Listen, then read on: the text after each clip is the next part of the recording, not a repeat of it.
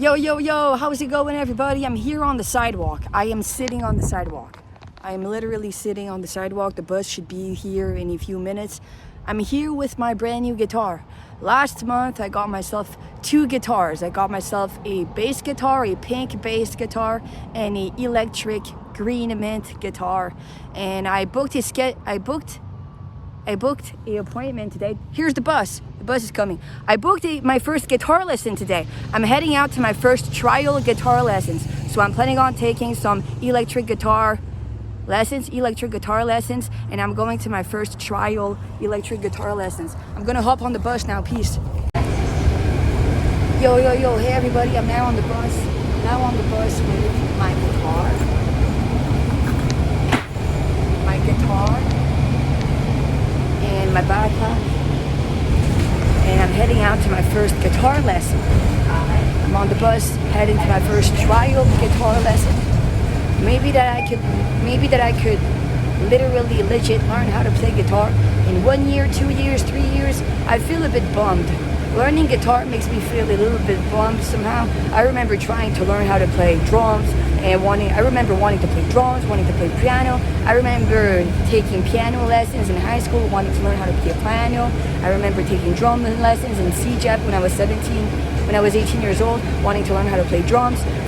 My older sibling took acoustic guitar lessons, and I think my older sibling Philip had an electric guitar as well at some point. I think at some point my older sibling, he was young, he had an electric guitar and an amplifier at some point, and he took a few acoustic guitar lessons. I have an aunt that plays guitar and a grandpa that plays guitar. My aunt Michelle plays guitar and my grandpa Irene plays guitar. And yeah, so I would like to learn how to play electric guitar. I've scheduled a trial electric guitar course lesson, and that's what I'm heading out to do. I don't want to feel bummed on electric guitar lessons. I want to feel stable.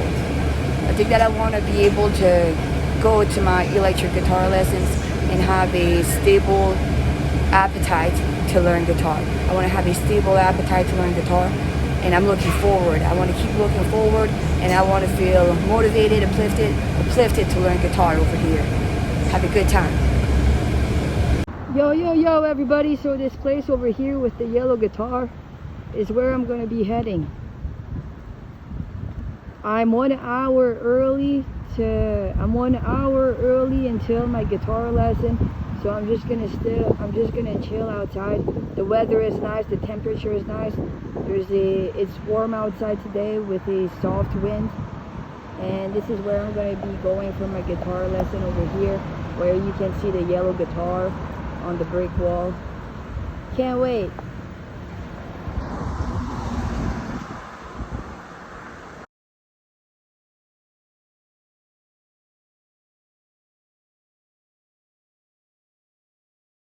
Yo, how's it going, everybody? Here I am in front of the guitar studio.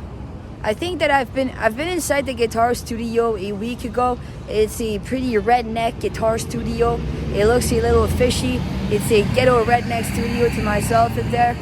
Whatsoever outside, there's a beautiful yellow guitar. It's a beautiful yellow guitar decoration outside on the streets. And I'm here with my electric guitar. This is my mint colored electric guitar.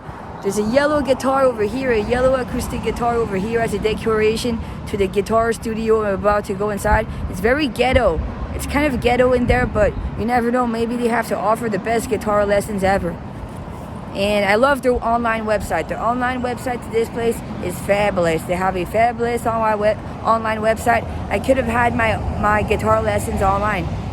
This guitar place offers online guitar lessons. Whatsoever, I decided to go to the guitar lessons with my own person, because I decided that I'd rather be there in person learning guitar than just there on the other side of the screen, because I'm old school, and that's how I'm feeling it. I'm feeling like it's way better of an experience to go there in person. So I'm here with my electric guitar. My class is gonna start in maybe, who knows, 15 minutes, 20 minutes, 15 minutes. So I'm gonna get inside the studio, I'm gonna sit down, and I'm gonna assist my first guitar lesson.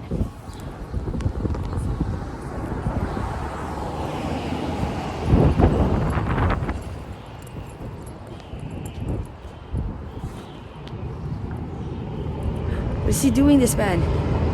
He could be my guitar lesson teacher. Is he going in the studio? Haha, I'm just kidding. Okay, goodbye.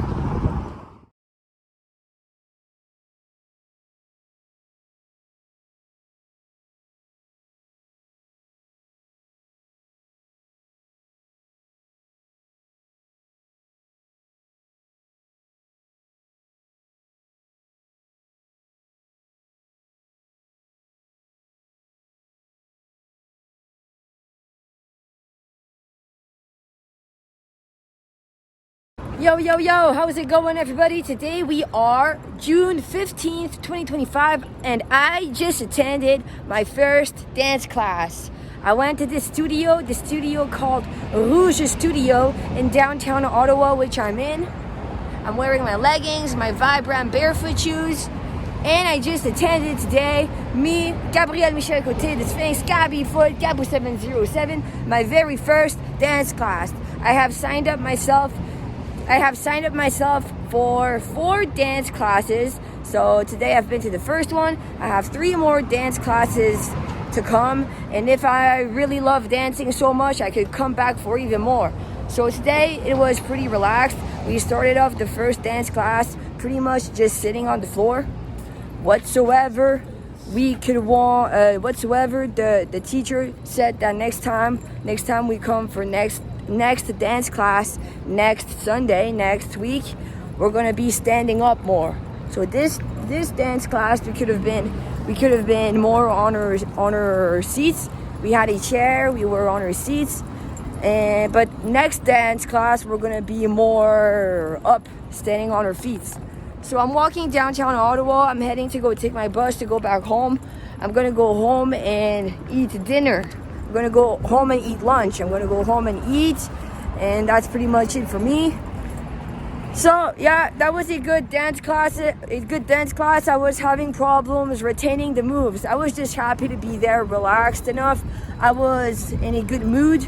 I was not stressed out in the dance studio. I was not nervous. I was not too nervous or too stressed out in the dance studio. I was relaxed enough. Whatsoever, I was having trouble retaining the dance moves. So as I go to more dance classes, I believe it could get easier on my memory to retain the dance moves. So I'm looking forward to retaining the dance moves more easy. And who knows, if it's a big passion of mine, I could keep learning some dance choreographies. We learned a little dance choreography today. I had the permission to film a video, which I have. So there's a video of me. It's a 10-minute long video of me dancing on the first choreography that I've learned at this dance studio I just came out of. And you may all see it. You may all see it after this very video, or just before this video, you've seen it. And yeah, I'm gonna go back home now. Learning a choreography is nice, and I can look forward to learning many more choreographies.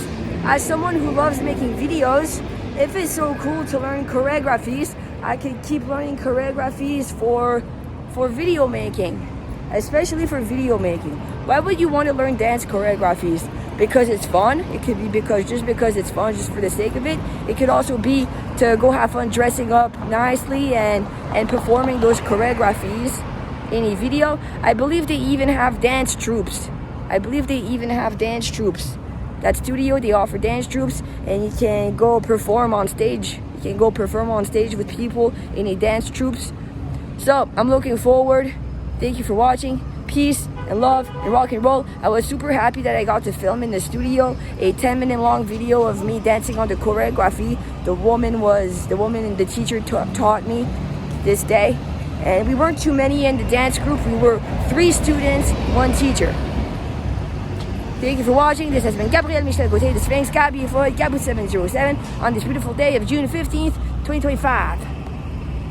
Yo, so my bus is going to be there in 3 minutes.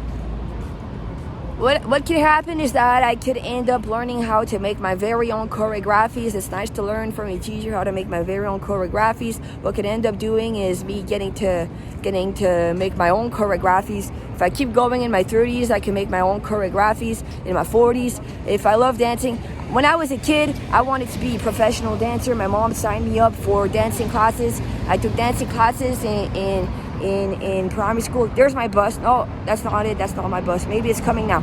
And we were dancing on the song Low, Low, Low by Soulja Boys. I had my last hockey practice yesterday. I had my last hockey game yesterday. And yeah, I had my last hockey game yesterday, and they were playing a bunch of music on my last hockey game, and one of the songs they played was Low, Low, Low by Soulja Boys. And I was telling to myself, oh yeah, the Low, Low, Low song by Soulja Boys. Yeah, that's the song I learned the choreography on when I was in primary school. I learned the choreography on the Low, Low, Low song by Soulja Boys, and we were like, Low, Low, Low, Low, Low, Low, Soulja Boys, oh, got me thinking, got me, oh. And that's the song we learned the choreography on when I was in primary school. The Low, Low, Low, Low, Low, Low, Low, Low song by Soulja Boys. And today, I'm not even sure what's the name of the song that we learned the choreography on, but you'll hear it in the video. Whatsoever, it says YouTube does not permit you copyrighted music, or you won't be able to make any money ka-ching off of it. Whatever, I can still have fun posting the video as it is, despite how it has copyrighted music. I could still enjoy posting it as it is, with clean intent, clean money. I want to make my money clean. If money is a dirty intent, well, we should make money clean. Let's make money clean again. Yo, yo, yo, how's it going, everybody? Today we are June 21st, 2025. My name is Gabrielle M, Côté, the Sphinx, Gabbie Floyd, Gabu707. Welcome to a brand new video on this beautiful morning of June 21st, 2025. I believe it's 8 a.m. in the morning. The sun is starting to show. The sun is starting to come out. It's gonna be a beautiful sunny day. I'm in the Gatineau City, right beside Ottawa. I'm a Franco-Ontarian from Ottawa, and I'm going to make right here, right now, on this beautiful morning, a video of working out. I'm gonna make a beautiful. I am making at the moment a beautiful working out video. It's June 2025. Working out video. I'm gonna start off this video today with beauty, self-care, and fashion. Following my smoothie, I'm going to drink a few sips of a smoothie with all of you. This is my smoothie. I just made for myself a smoothie this morning to show all of you. This is my beautiful high-speed Vitamix blender. High-speed Vitamix blender. What I added in my smoothie. I enjoy drinking a smoothie each morning. Sometimes it happens that I skip a morning here and there. Sometimes it happens that I run out of fruits. I'm wearing a beautiful banana fruits t-shirt today that I got from Amazon. So this is what I've added in my smoothie this morning. A few organic 4-fruit blend. This is a 4-fruit blend. Frozen fruit bag. We have some peaches, strawberries, pineapple, mangoes. This 4-fruit blend, organic frozen fruit bag has to offer me peaches, strawberries, pineapple, and mangoes. I got this from the grocery store, and this is what I've added in my smoothie.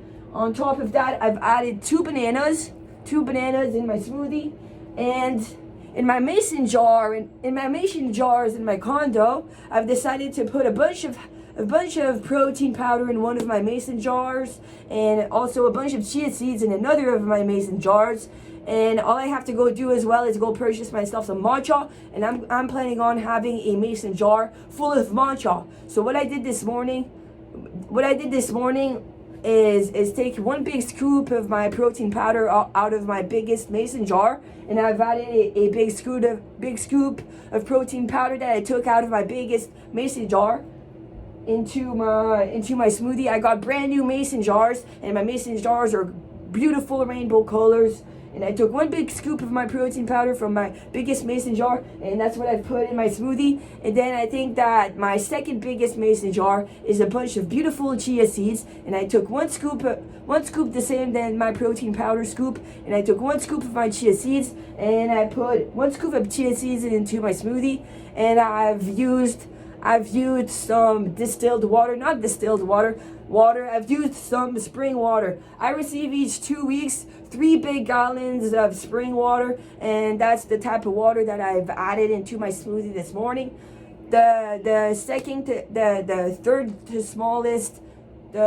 to smallest mason jar is a mason jar full of sugar, full of organic sugar, and the smallest mason jar is a mason jar that I'm planning on filling up with matcha. And what I would do is also add a teaspoon or a tablespoon. I would add a tablespoon of matcha into my smoothie, and it would be a beautiful protein powder, chia seeds, matcha smoothie with my banana, frozen fruits, and that's what I love in the morning. Usually I drink my smoothies after a jogging. Usually in the morning I go for a jogging outside, and I come back home, and I love making myself a beautiful smoothie, sitting outside and drinking my beautiful smoothie after a good morning jogging. And that's what I'm up to. Today you're all going to see me work out because today you're all going to see me jog because I'm planning on sprinting at the park, just the same than last year. I might not make these working out videos as often than I used to. Last year, I believe that I made like 5 working out videos. This year, maybe I could just make 1 or 2 or 3, not as many. And the following year, maybe just 1 per year. Who knows? I'm feeling things through. So this is my smoothie, my 4 fruit blend, peach, strawberry, pineapple, mango with 2 banana, protein powder, chia seeds, spring water smoothie in my high-speed Vitamix blender.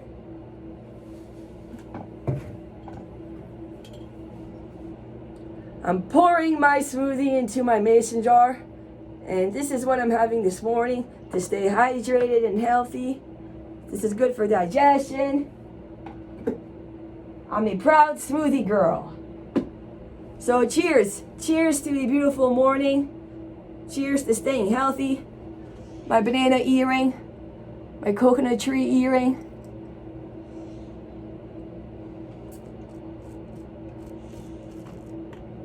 Super tasty. Yum. Super tasty. Now we're going to move on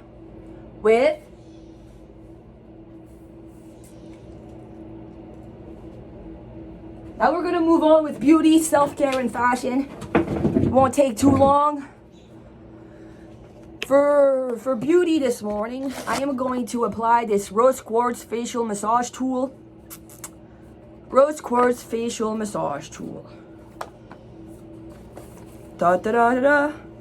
These are my rose quartz love facial massage tool. I am going to apply a bit of love onto my face for beauty this morning with all of you. The beautiful rose quartz gemstone is the love frequency gemstone. I'm applying love onto my face. I am rolling love onto my face. A bunch of love onto my face. I'm applying love onto the screen. A bunch of love onto the screen. I'm applying love onto the air. There is love in the air this morning. Love in the air. On my box it says anti-aging facial massage gift set. This is my rose quartz gemstone love facial massage tool. There's a bunch of love in the air. We are half frequency. Namaste.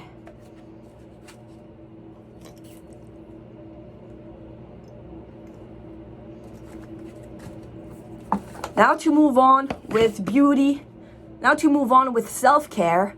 I am going to apply the Green Beaver Sensitive Aloe Day Cream, Soothing Aloe Vera and Antioxidant Green Tea. This is a day cream with 99% of the total ingredients from natural origin and 53% of the total ingredients from organic farming. This is a vegan, biodegradable, gluten-free, cruelty-free, GMO-free day cream. The company's name is the Green Beaver. And I'm going to apply a bit of this onto my face. A beautiful, hydrated face. Beautiful. beautiful hydrated face. Can I apply a bit of this onto my arms?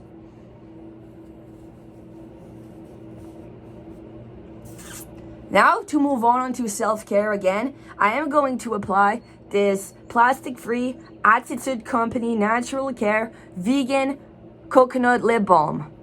So the brand of this lip balm is Attitude, from the Attitude Company. It's a vegan lip balm, vegan coconut lip balm, plastic-free. Beautiful hydrated lips on this beautiful morning of June 21st, 2025. That's about it. I should fix my hair. I've been going to the pool so much, my hair hasn't been growing so much. They say that the pool's chlorine sometimes is bad for the hair. I've been going to the pool so much.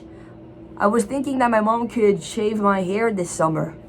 She could shave my hair.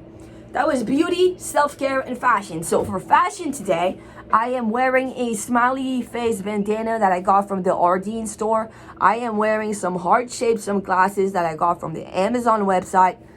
I am wearing a banana earring and a coconut tree earring that I got from the Amazon website.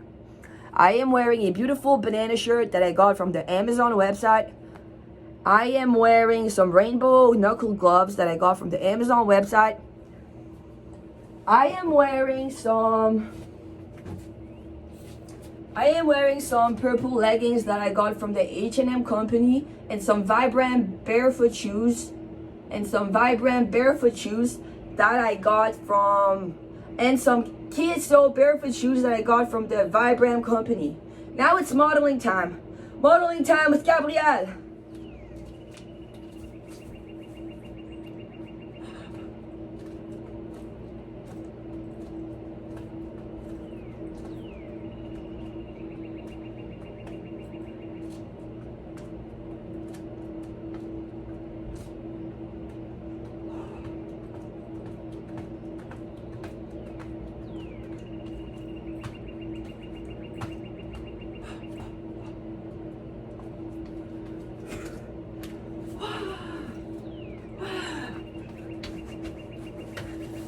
That was modeling with Gabrielle. Modeling of June 21st, 2025. Now we're going to have a little conversation about 5 embarrassing things that has happened to me sexually when I was younger. And afterwards, we're going to be singing a song with Gabbie Floyd before hopping on the longboard with the basketball, heading to the park for a workout. And at the park, we're going to be sprinting, lunging, squatting, pull a bar, playing basketball. And that's going to be about it for today. Thank you for watching.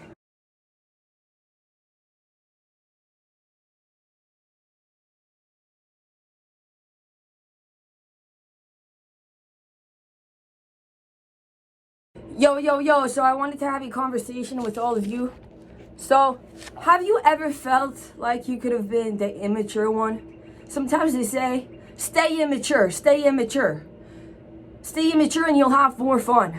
Well, I could have believed in right here, right now, in being more mature. It could have been an equilibrium in between immaturity and maturity. So what I'm about to do is say 5 anecdotes, 5, 6, 7, 8, however I end up saying, 5, 6, 7, 8 anecdotes on embarrassing sexual things. So I want to keep this humoristic. So I was thinking to myself, wow, I woke up this morning haunted by sexuality. It could have been older people being more immature than me, the younger person. So what happens when older people are more immature than the younger people is that they end up putting a lot of weight on the younger people's shoulders. So I was telling myself something funny yesterday, is that my grandma on my mom's side is the too cold one. Because my grandma on my mom's side, she only got one husband, and that's it, my grandpa. So my mom is too hot, and I want to stay warm. So I was telling myself in my head that my grandma on my mom's side is the too cold one, my mom is the too hot one, and I'm the one making sure that I stay warm. I'm the one staying warm. So if you get too cold, it can get dangerous. So sexuality is very social. Sexuality is very social. It doesn't mean that sexuality is properly brought up all of the way. So when you question sexuality being brought up properly in schools, I suppose that sexuality is brought up in schools to a certain extent, a certain way, but schools could have brought up sexuality even more. Sometimes they say that in medieval times, the woman was the sexual tool. She was the sexual tool in charge of making more people happen. And the guy was the tool. The guy was the tool making houses for people to live, going to work, making the city happen. The guy was the one building the city, building the houses, and making the place work. And the woman was the physical tool. The woman could have been the physical tool making a baby happen. So the woman was the physical tool making another person happen. Another person is just the same than herself happen. And the guy was a physical tool as well, but he was in charge of making the cities and the houses happen. But whatever, there's always a yin yang to these things. There's always a yin yang to these things whatsoever. It's not because you're a woman that you did not help making the house happen, making the city happens and stuff like that. And when you're a guy, they say like the guy is a part of the reproduction. It's true that he's not carrying the child and so on whatsoever. There must always be a form of equilibrium in between the two genders and a form of harmony in between the two genders. And I was telling myself that my grandma, Micheline, is the cold one for having only one husband. It's funny because my mom broke through. My mom had a bunch of boyfriends. My grandma was the too cold one for having had only one husband. My grandpa, only one husband, which is my grandpa. And they had 2 kids together, my aunt Sophie and my mom Natalie. And my mom Natalie had a few boyfriends, so did her older sister that ended up getting married. My mom Natalie never got married, and she was the too hot one because my mom had a bunch of boyfriends and she had one night stands. I know my mom slept. My mom told me crazy stories. I'm not sure if I should tell all of you. My mom told me a crazy story about how she slept with a married woman's husband. There was a married woman's husband. She slept with a man who was married. My mom told me crazy stories about how she had a few boyfriends. She told me that she got aborted. Before having my older sibling and I, my mom got an abortion. So she told me crazy stories. Before meeting my dad, she had a boyfriend. She got impregnated by the boyfriend she had before my dad, and she went to go get an abortion. And that was before she met my dad, and she ended up having my older sibling and I, and so on. And my mom told me a bunch of crazy stories. She told me crazy stories. Anyways, I was like, why not let's go talk about my mom? Why not talk about my mom? Let's go point fingers at my mom and go talk about my mom. Then, you know what's sad is because now I got a lot of weight on my shoulders. If my mom's mom is more too cold, only one husband, she's too cold. Then my mom is a little too hot. She never got married. She's too hot. She had a bunch of boyfriends. She slept with a man who was married. And the man was obviously a cheater. The man was a cheater who was married with someone and my mom slept with him, and there's stuff like that in my head. Then she's had a boyfriend. She's in a relationship, my mom, and she's been with her boyfriend for 15 years. So my mom has a history of having been sexual. My mom has a history of having been sexual whatsoever. I'm not sure if my mom is really supported. I'm not sure how sincerely my mom is supported because my mom's mom just got married. It was socially for my mom's mom to just get married and have kids and not go sleep around. So my mom's mom did not get to sleep around. She just got married in her early 20s, and she had 2 children. And me, my mom's daughter, my mom's daughter, me, yeah, I got to live a few experiences. Sexuality is very social. So coming back around, I would point out how sexuality is very social. You can be too cold socially about sexuality. There's a bunch of things out there. We're in 2025. There are people that are too cold out there, and there are people that are too hot. So there are people that are too cold, meaning virgin. You know what's the coldest person ever? A virgin. So when you're a virgin, you're too cold. There's nothing to you along those, there's nothing sexual, I don't know. So you're just cold, because, I don't know, that's how I thought of things. When you're a virgin, you're cold. And when you have slept around and you have slept around and you have slept around, you're hot. So what you want to do is have enough cold water, enough abstinence, if ever, enough virginity, abstinence, just like Libra is at the center, like equilibrate sexuality and virginity. Equilibrate sexuality and virginity. They can say once you're no longer a virgin, you're no longer a virgin. Well, sometimes it comes back around with the moon. Some people believe in the reincarnation. So you have lost your virginity in a previous lifetime, or you have won your sexuality. You get to keep your virginity, and when you die, you come back to life. Reincarnation. When you die, you come back to life. Reincarnation. You have a brand new body, and you're a virgin again. But is the goal to be a happy virgin? You can believe so. It's always the equilibrium. How did you came to this life? You came to this life through the sexuality of your parents, and when you came to this life, you were obviously virgin. Then you grew up and you probably explored your sexuality, or you died a virgin. You could have died a virgin. You could have never touched yourself, and you could have died a virgin. And it's about equilibrium in between virginity, abstinence, asexuality, and sexuality. And I was talking about maturity and immaturity. Sometimes I hear crazy songs on the radio and, oh my God, are these songs immature? And they say, if you want to be immature, go for it, because immaturity is more fun. Maybe that immaturity and having fun with immaturity is well deserved, or people are not well supported when they grow up. It's when the school system is not doing a 110% good job at supporting the kids growing up, and the kids grow up immature subconsciously. So when the kids grow up immature subconsciously for not being properly uplifted and supported, that they end up being immature and rude. And that's when we wish we had a better educational system. The educational system. Yeah, I wish they would say a bunch of things. In the educational system, they should teach us about dating. They should teach us about dating. They should bring up childbearing. They should be like, okay, a bunch of women could end up dating a guy, getting married or not, and they could end up having kids. But they should bring up how the system works for the woman. Then they say you get to have a 1 year break off. Well, it should be more profound, these things about sexuality and childbearing that could be potentially brought up in school could get more profound for our own safety. And we could have a woman prime minister, and what would the woman prime minister do to me, another girl? The woman prime minister would end up supporting me just being there as a girl, just the same than herself. And we would want a woman prime minister / president in each and single country of this world to feel more supported ourselves, us civilians of the girl gender.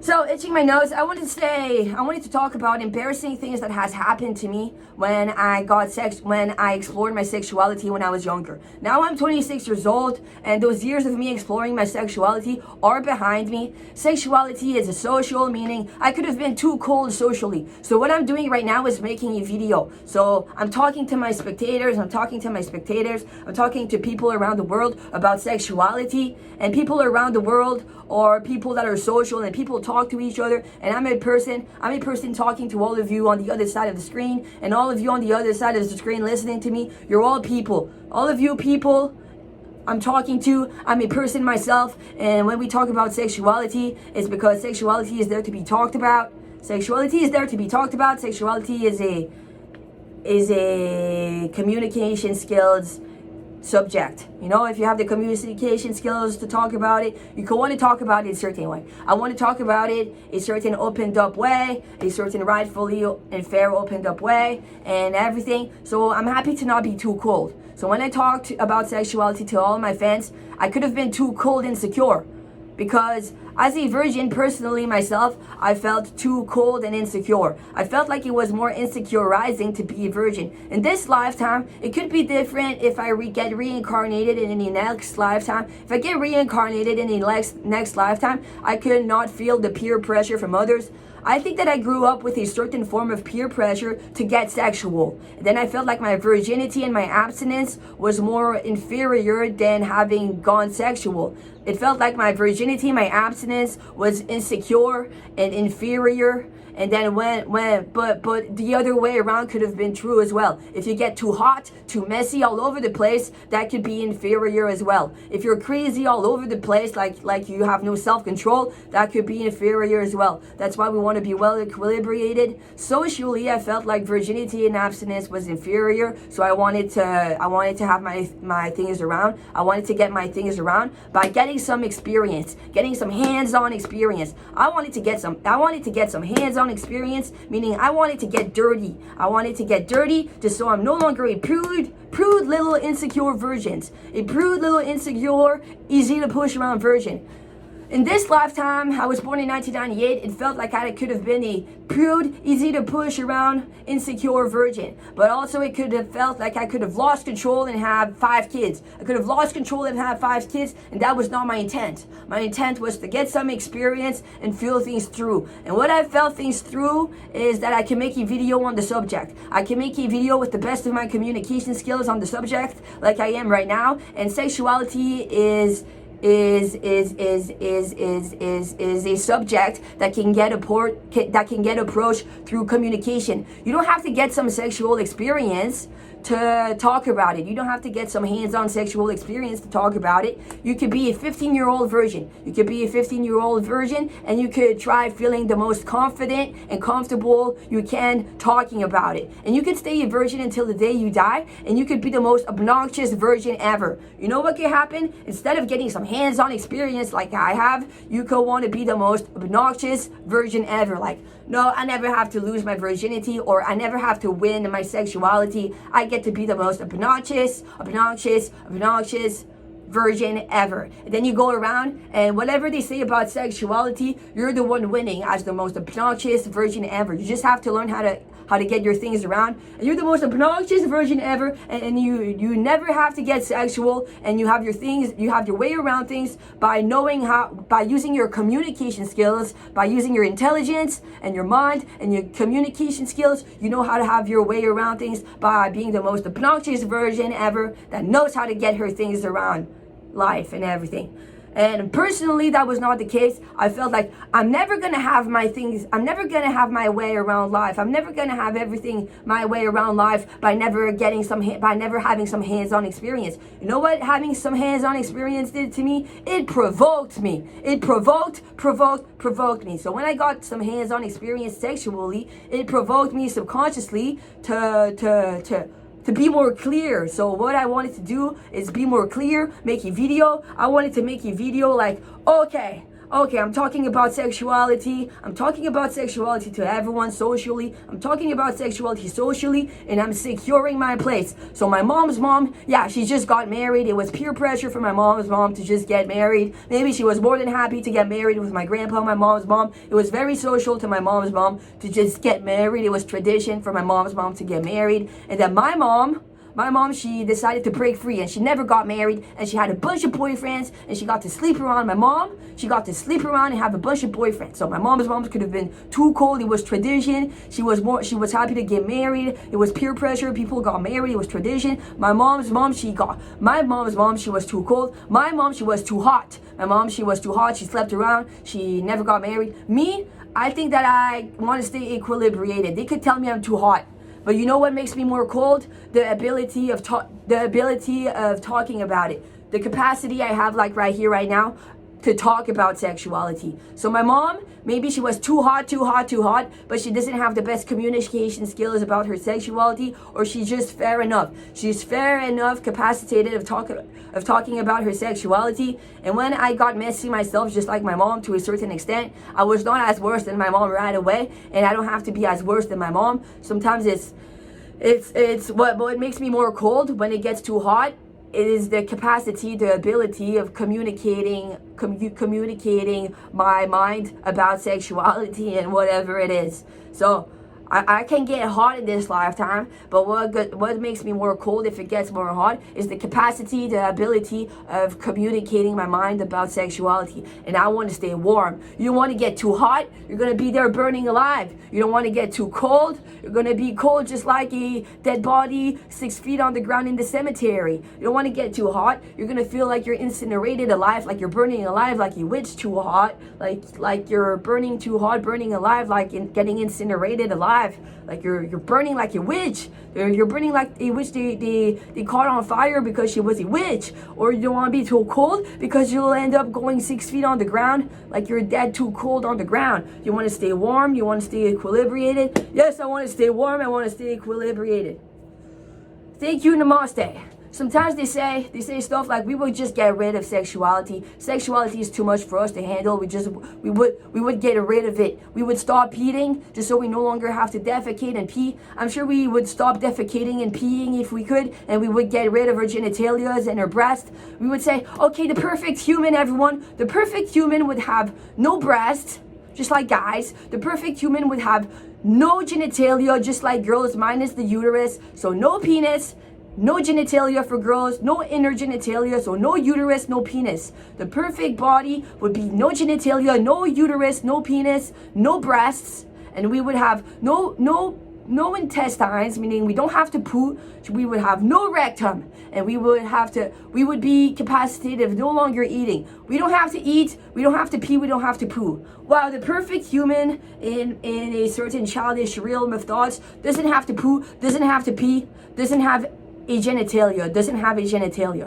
I'm just kidding. So we could be more than gay proud. We could be rainbow proud of having a mouth to eat in, to poo and pee. We could be rainbow proud of eating, pooing, peeing, and having genitalias, penises, and uteruses, and whatever. Okay, so moving on with the videos, I'm going to talk about a bunch of embarrassing things that I've been through. A few years ago, I've had my first sexual experiences, and I'm going to point out a few of the embarrassing things that I've experienced when I've had my first sexual experiences a few years ago. And it's all over the place. I've been talking for 18 minutes now. It's all over the place on my piece of paper. And I'm just going to say these things. I don't know how many things I have to say. I've added a few more things on my piece of paper, a few more things I want to say. And it's all over the place, all messed up onto my face. Okay. So I'm gonna use my hand, and we're just gonna 1, 2, 3. I'm just gonna say a bunch of embarrassing things. And you know what it does when I say my embarrassing things to the camera? It feels like I say my embarrassing things to a priest, and it's no longer on my soul. It no longer weighs on my soul. So you remember back in the days, people, civilians used to go to church, and they used to say their things, their sins to the priest. They used to go in a little cabicule, and the civilian used to say its sins to the priest, and the priest used to be there listening to the person's sins, and the civilian. I've done that before. I remember I was a kid, and I had to go talk to the priest. I went to a Catholic primary school. I had to go talk to the priest about a few sins of mine. So it feels like my embarrassing things I say over here are embarrassing things for me to relieve my soul about to all of my fans and spectators worldwide. So all of my fans and spectators and all of the people worldwide are gonna hear me talk about my embarrassing things to all of them, and we're all gonna be more comfortable all together, and I'm gonna gain experience. So this is very interpersonal, and I'm very happy to do this. Thank you all for watching, and I'm happy to make this video. Maybe this video could take a moment for me to digest. After I'm gonna have made this video, I can need a moment like, whoa. After it's uploaded publicly online, I can need a moment like, whoa, I need a few months, a few years. After a few years of this video is going to have been public online, I'm going to be more settled. You know, this video could traumatize my soul. But after it's going to have been public for a few years online on YouTube, it's going to be settled, and I'm going to get to be more comfortable. I'm going to get to be more overall comfortable, and I'm going to get to be more immature. So this video is going to make me more mature, but in return, maybe I get to be more immature. If the fun part is the immaturity, well, this is work. This is mature work. This is mature work. And then I get to be more immature somehow. I get to go have fun even more, eh? I don't know. I get to have more loose. I get to have more loose. After I'm gonna have made this video, and after it's gonna have been public online for a few years, I'm gonna get to have more loose. So thank you for watching, everybody. I'm just gonna say a few things. So I got my nipples pierced. We're cutting the shit. Number one, I've got my nipples pierced. I got my nipples pierced, and my piercing of my right nipple fell off, and the cat I had, my cat named Tiger, he went to go lick my nipple. I was there without a shirt. And my cat named Tiger, he came at me to lick my nipple. And he put his cat mouth onto my nipple. And he started trying my nipple just like his mom's nipple. Like my cat has a mom. My cat has a mom. He was still young. He was maybe a year old, my cat named Tiger, and he had a mom. And I was there without a shirt. And he came to see me, and he put his cat mouth onto my nipple. I don't know if my nipple was erected or something for having had a piercing, but I had a piercing in my right nipple, and then the piercing fell off, and my cat Tiger, he put his cat mouth onto my right nipple, and he tried my nipple just like it was a real breastfeeding nipple. And I was just there chilling in the living room without a shirt on, that my cat put his mouth onto my right nipple after the piercing fell off, and it was very interesting to have the cat try. And I pushed my cat away. I was like, oh my god, you are disturbing me, cat. What if then I joked to myself, what if I would have been just there staying there? What if I was to just stay there and have the cat sucking on my nipple? What if I was to just stay there a good 2 minutes with the cat sucking on my nipple, and I would have been just staying there joking about how the cat could have sucked on my nipples for 2 minutes without moving? I could have stayed there 2 minutes. Like the cat is just sucking on my nipple, and I could have explored the sensations. Then I said, no, I'm not a creepo cat, I'm not a creepo cat. And I was like, no, cat, I'm not gonna enjoy you sucking on my nipple. I decided to deliberately think to myself, no, cat, I'm not gonna enjoy you sucking on my nipple. So after a second or two of the cat trying my nipple, I was like, no, cat, I'm not gonna question if I enjoy you trying my nipple. I could, So I said, no, cat, I don't want you sucking my nipple. I could have been like, okay, cat, it's okay for you to keep sucking my nipple. I could have been comfortable enough with my cat sucking my nipple for 2 minutes. I could have questioned the sensations even more deep of that cat just sucking my nipple. Then I was like, okay, no, cat, I'm pushing you away. No, you're disturbing me deep down. You're disturbing me sucking my nipple like your mom cat. Okay, and I pushed the cat away. I pushed the kitty away. Experience number 2. I had a one-night stand, and the guy, he sucked my left nipple, and he got a hair into his mouth. I don't know. Some people grow hair. I don't know. Some people grow hair around their areola. I want to talk about number 3 that I've just created in my mind. Some people grow hair around their areola, and yeah, so I had it probably a little hair around my left areola, and the guy that I was having a one-night stand with, he was like, okay, I'm gonna suck your nipple. And yeah, it's just for fun. It's for the pleasure. I'm gonna suck your nipple for the pleasure of it. And he got a hair into his mouth. I'm gonna suck your left nipple for the pleasure of it, said the guy I was having a one night stand with, and he got a hair into his mouth. He was like, a small hair, a small nipple, a small areola hair. So that was embarrassing. So embarrassing thing number 1. A cat was sucking on my right nipple. How embarrassing that a cat was sucking on my right nipple. Embarrassing that a cat was sucking on my right nipple. Embarrassing sexual thing number 1. Embarrassing sexual thing number 2. A one night stand guy who was sucking on my left nipple got a hair into his mouth. How embarrassing. He was like, I got a hair into my mouth. And I was like, that's embarrassing that I had a bit of hair around my areola and that he got one into his mouth, sucking on my left nipple for the first time. So those are 2 embarrassing things. The third embarrassing thing, which I'm not even sure if it's embarrassing or not, but why not? Because it just came to my mind. So multi-ethnic people. There are a bunch of multi-ethnic people. I could have been there with a solid mind about sticking to white people. And they could say, Gabbie, are you a white people? Do you believe in your Native American ancestry? Do you consider yourself just a white person, a white European? So I believe that I'm not white, or I'm not You know what counts to me? My blood type. So I'm an alien. You know what counts to me in the depths of my soul? My RH negative ancestry, that I'm an alien. And I decided to not overthink things growing up. Growing up, I decided to go with the flow and to not overthink things. So yes, to get to it, yes, there were multi-ethnic people around, and I was using the application Tinder back then. I was using the application Tinder. That's the application where you swipe right or you swipe left. You swipe right when you like the guy, the girl you're looking at, and you swipe left when you say, no, I don't like the physical appearance of you.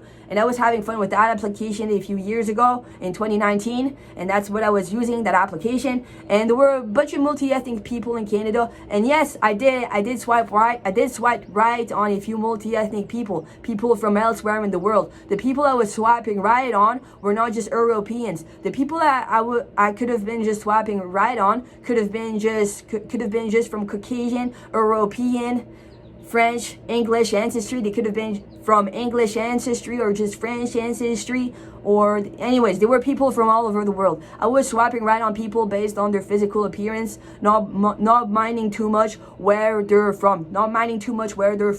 They were from anywhere around the world. It was about their physical appearance and if they look okay. And I was not minding too deep. From where around the world they came from. If they were French, the same than me. Franco-Ontarian, the same than me. If they were Franco-Ontarian, the same than me. People from Quebec. If they were Quebecers, Franco-Ontarians, the same than me. If they were English people. If they were from different countries around the world. So yes, I did swipe right on a few multi-ethnic people. They call them multi-ethnic people from elsewhere in the world. And yes, I did get with a few multi-ethnic people. I know what it means to say a black guy. A black guy is an African guy. I've got with a black guy African guy before. Just one was enough. Because do you know the psychic subconscious moment of how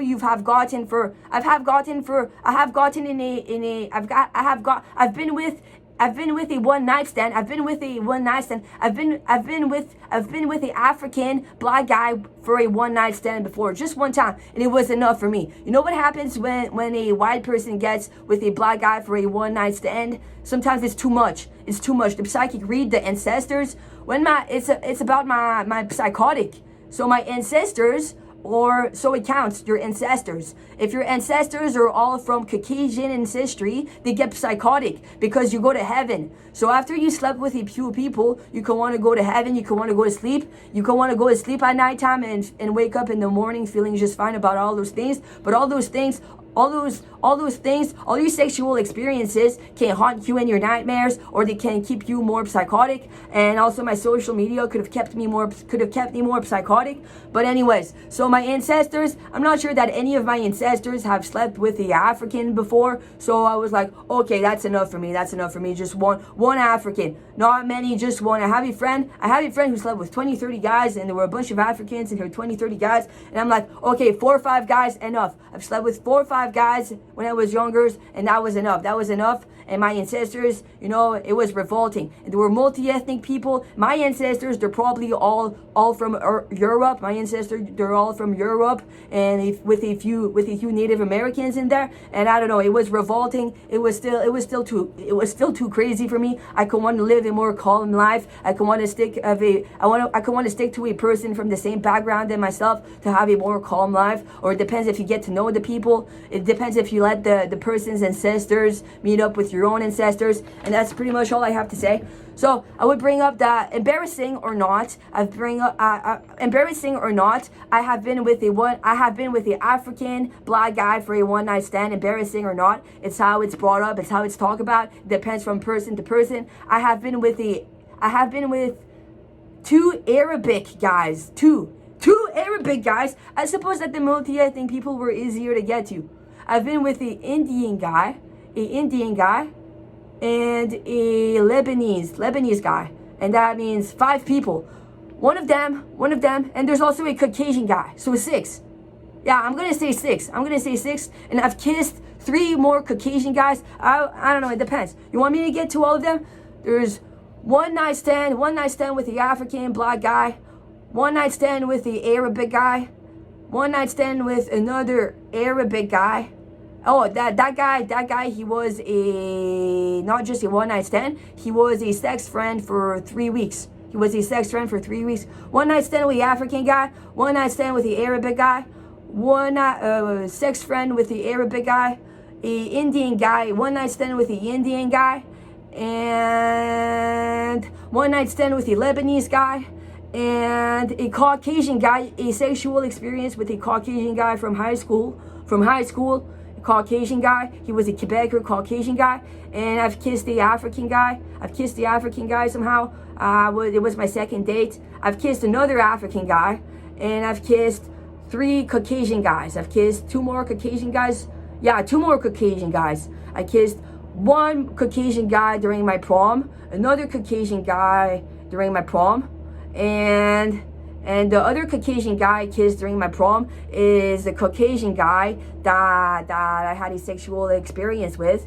And I had 2 of my friends. I had one of my friends and one of my Caucasian friends have a truth or dare kiss with me. And another of my friends, I was drunk and she started kissing me. And that's about it. I just said 11 things and that's about it along those lines for me. How embarrassing or not. Then I closed it down. Then I've been staying alone in my condo. I've been living all by myself. I'm 26 years old. And all those things happened before 2020.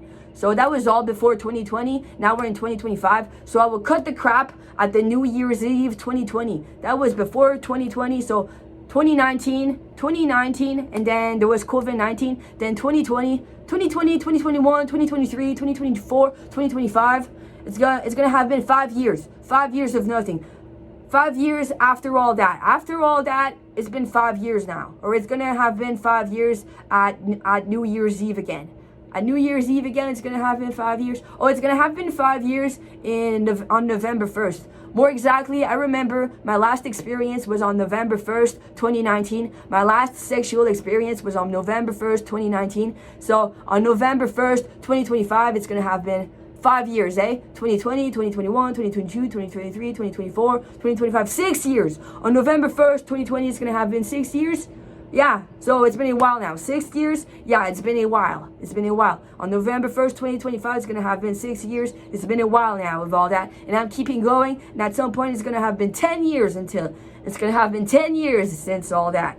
So I'm going to keep going with the embarrassing things that has happened to me 6 years ago. 6 years ago, 7 years, 8 years ago, 6 years ago, and everything, a minimum of 6 years ago, but it could have been even further away in time and space. So what else happened to me? So I would bring up an experience called a hump face. So I went for a one night stand one time, and it was about oral sex, and it was humping in the face. So basically the guy's there with his penis and you're there with your face, that's your mouth. That was me with my face. That was me with my face and my mouth. And he was there with his penis. And basically, I suppose the girl is giving him oral sex. Instead of him penetrating, it's her giving. So you could pretend it's a uterus. I remember saying that the uterus englobes the penis. So when the uterus englobes the penis goes over the penis. And when the penis penetrates the uterus penetrates the uterus englobes the penis. This is the uterus englobing the penis. This is the penis penetrating the uterus. And basically your mouth, what it does is that it englobes the penis. It englobes the penis. Your mouth, basically what it does when it gives oral sex to a guy, it englobes the penis. And what you can do is, what a guy did is, no, it's my mouth. And it's my mouth. And then he did that in my mouth instead of it's my mouth going over your penis. Oral sex is my mouth going over your penis. And then he took his penis and he perturbed my mouth. So that was it. That's the hump face. That's what he did. He hump the face of mine. He hump the face of mine. And what oral sex is the girl englobing the penis of him. So oral sex is the girl englobing the penis of him. But what happened is that the guy hump in the face. So anyways, too much. How embarrassing. We're all going to be embarrassed together. But bottom line, we're proud. I don't want to be embarrassed. But you know what? embarrassing it is for this century, for this 2025 century. How embarrassing for this 2025 century. How embarrassing. But no, I did not lose my virginity. I won my sexuality. Although it's how embarrassing for this century of 2025, it's not how I lost my virginity. It's how I'm winning my sexuality. Anyways, it's also psychology. It's also common lingo, communication skills. What else happened to me? So, of course, I just wear condoms. I was like, no contraceptive pills. I don't have sex enough to use contraceptive pills. And of course, he wears condoms. And of course, we wear condoms. We went to go. So I was with my sex friend. And I went to go get condoms at the pharmacy, or he brought his condoms, or I went to go get the condoms at the pharmacy. And we went to go get condoms together at the pharmacy, at the convenience store. I don't know. And yeah, so it's when the condom slips off of his penis. So the condom is there to protect the girl against getting impregnation. I wish that the guy just had a vasectomy already. I wish my future husband, he better just have a vasectomy.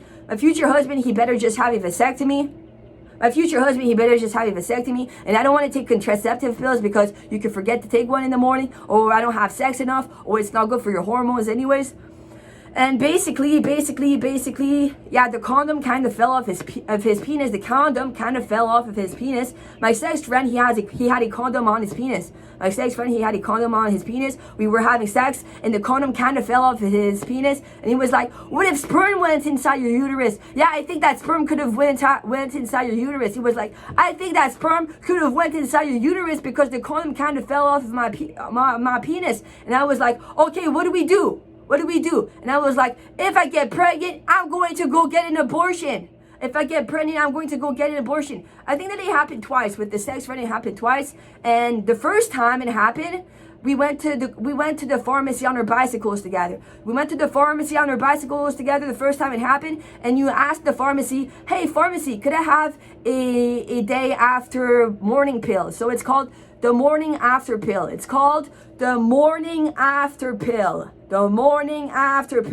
And what you do is you ask the pharmacist to give you a morning after pill. And I believe that it's free. They say don't take one each morning. Each now and then it's okay. Not each morning. You can take a morning after pill each now and then, but not each morning. Each now and then, it's free for you to go to the pharmacy and get yourself a morning after pill. But don't do it each morning. Just a morning here and there. So I went to the pharmacy with him. We were on our bicycles, and he know his way around more than me or something. He know I had to go to the pharmacy and just take a morning after pill. And I just took a morning after pill, and I was there with my little cup of water, and you just hop the morning after pill in your mouth, and you just drink. And I was happy to experience the morning after pill because now I know if something is to happen to me when I'm older in my 30s and 40s, at least I know. From when I was young, I just have to go to the pharmacy and ask for the free morning after pill they have to offer. I just hop one in my mouth, I drink a bit of water, and I'm good. But if I was to go get pregnant, I would have gotten an abortion. And that's true. And the second time it happened, that the condom kind of fell off of his penis, the second time it happened, I don't know. I was like, is my period late? And I think that I was schizophrenic enough. I was on Invega Sustenna. I was no longer on my medication Invega Sustenna, but I was crazy enough to have fun walking to a pharmacy and getting pregnancy sticks. And I brought a pregnancy stick back home, and I had fun peeing on it because I was schizophrenic. What if I don't take the morning after pill? And you know what ended up happening? The girlfriend I had around from high school that was going to university in Ottawa, she got pregnant. It's not me that got pregnant, it's my friend that got pregnant. So I was just crazy. A few weeks later, my friend announced me on the phone, "Yeah, I got pregnant. I forgot to take my contraceptive pill that morning, and I got pregnant." So it's about how I really walked. I was like, is my period late? But no, it could have been not late at all. But I decided to have fun with the pregnancy stick. So what if what if it gives me a good excuse to go to the pharmacy, get myself a pregnancy stick? What if it gives me a good excuse to go to the pharmacy, get myself a pregnancy stick, and come back home? And I had fun peeing in a cup. I had fun peeing in a cup and putting the pregnancy stick. And yeah, my period came a few days later. So when your period comes, it means no, you're not pregnant. But I would have gotten an abortion anyways. It was just for fun to go purchase a pregnancy stick, to pee in a cup, to put the pregnancy stick. It says, no, you're not pregnant. I was like, okay, good. I was like, good, whatever. I was not too scared. I just had fun peeing on the pregnancy stick and getting it done. And a few weeks later, my friend announced me that she got pregnant. So I was happy to not get pregnant because I would have gotten an abortion. And I questioned my friend, would you like to get an abortion, my friend? I questioned my friend if she wants to go get an abortion. And we were looking at the abortion centers on Google. We were looking up the abortion centers nearby on Google. And she ended up not getting aborted in the abortion center nearby. She ended up keeping the baby and giving birth to it in September 2020. And now the baby is going to turn 5 years old this September. Because we're in 2025, 2021, 2, 3, 4, 5. Yeah, the baby is going to turn 5 years old. The baby she had in 2020, September 2020, is going to turn 5 years old this September. How crazy. So it means I've had experience with a pregnancy stick before for fun. I've had fun with a pregnancy stick. I had fun going to the pharmacy, get myself a pregnancy stick. But it was about abortion. And how I would have just gotten an abortion. I was telling my friend who got pregnant, yeah, my mom got an abortion when she was younger. Before having my oldest sibling and my mom got an abortion. And that's how everything ends up touching each other. And yeah, now I know what it means to go to the pharmacy and get a pregnancy stick for the fun of the experience, for the sake of the science, for the sake of the experience. What else do I want to talk about? So I've talked about nipples. I've talked about the cat nipple and the hair nipple. I've talked about multi-ethnic people. I've talked about hump face. I've talked about sperm and contraceptive pills. I've talked about, what else could I say? An embarrassing story. Oh yeah. So I want to make this all more quick. So this one has to do with, I was having sex with a guy and his rectum got erected. And he had his rectum erected. He was like, oh my god, my rectum just got erected. Maybe I was masculine enough to erect his rectum. So another embarrassing thing, embarrassing or not, I've erected a guy's rectum before. My sex friend, he got his rectum erected. I don't know, I was touching him. We were giving each other massage. He was giving my body massage and I was giving his body massage. And I ended up somehow erecting his rectum. He got his rectum erected, but he did not want me to touch his rectum. And I was like, that's fine, I won't touch your rectum. I remember the both of us taking a shower together and he was soaping my body and I was soaping his body. And we don't have to touch each other. And he's like, don't touch my rectum. I might be washing your body with soap and you might be washing my body with soap as well, but don't touch my rectum. And I just did not touch his rectum. But I remember that one time I got his rectum erected. And at some point we were feeding each other. I was making myself nachos with my sex friend and he was feeding me nachos in my mouth and I was feeding him some of my nachos in his mouth. And it was interesting. I had a good time with my sex friend. I had a good time just chilling and hanging. And he questioned me one time. Another embarrassing thing. He questioned me one time. What if I sperm onto your face and chest or something? It was not my face, but it was my chest. And my face just stayed there and it was just my step. What if I sperm onto you somehow? And he was just there in front of me and he questioned, can I please have sperming onto you? And basically I was like, yeah, I'm just gonna stay there and you just do it. So he was just masturbating or something and he spermed and he ejaculated. And basically it's not my face, but somehow it feels like it could have been. What is it going to be, my face or just my chest? It was just my chest. He decided to have fun ejaculating onto me. I remember seeing in weird movies people having fun peeing and pooing onto each other. So I remember in weird movies they have weird fetishes. Can I please pee onto you? And then the girl has fun peeing onto the guy. So you never know. Maybe you could end up having that type of fun yourself. You never know. Maybe you think these type of people are too crazy. They're weird. These people are weird. No, you want to end up being in this type of person. I won't end up being that type of person. No, I won't end up I want to end up like those type of people that pee and poo on each other somewhere sexual, but you could. You never know. You could. I don't even know. Some people, you know. But whatever. So he questioned, can I please sperm onto your chest? And I was like, yeah, whatever. What does it do? It does nothing. Then I just got up. They just get up and they wash their chest away. You know, you just put soap and you wash yourself and you're clean again. And that was it. He was having his weird fetish moment to have fun. He was having his weird fetish moment to have fun sperming on my chest. Can I please have my weird fetish moment to sperm onto your chest for fun? And I was like, yeah, whatever. And then he just did it. And then I was like, okay, well, I'm just gonna go wash off. It's over. And I went to go wash off my chest. It was over. I went to go wash off my chest. It was over. It was still subconsciously psychiatric. It was still psychotic. It was still a little psychotic this moment. That the guy I was a sex friend with 6 years ago had fun ejaculating onto my chest. It was still a little psychotic this moment, but it could have had to do with something else. It could have had to do with how ejaculation leads to people having kids, people around the world having kids, and it could have to do with a video of mine I've made online previously. I made a video online of mine previously of me having a flute, and I was masturbating to a flute, and I put the flute into my mouth, and I was playing flute, and I was masturbating on my flute, and I was ejaculating everywhere in the video that I've posted online. It's called Gabbie Ejaculates. So it could have had to do with the Gabbie Ejaculates video this morning, the psychotic of this souvenir, or it could have had to do with the, I don't know, the ancestors of mine. Who knows? But I'm talking about it that a guy just ejaculated onto my chest. A guy just ejaculated onto my chest all those years ago as a fetish, and I just got up after it was done. It was done, and then I got up. I put some soap. I washed myself. It was over. And what does it do to you, Gabbie?